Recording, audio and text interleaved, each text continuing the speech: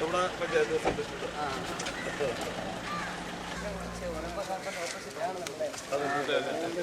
ഇതന്നെ നോക്കിയാൽ ഘടകങ്ങളുണ്ടായിരുന്നു.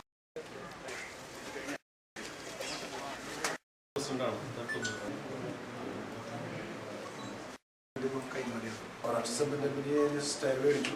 പിന്നീട് സ്റ്റേ എറണാകുളത്തിലേക്ക് പോലും വിശ്വസിക്കും. നല്ല ജില്ലയാണ്.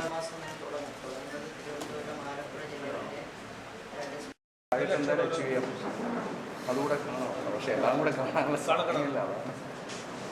18 ലക്ഷം. പക്ഷെ നമ്മളടുത്ത് ഒരു 24 ലക്ഷം സ്റ്റോക്ക്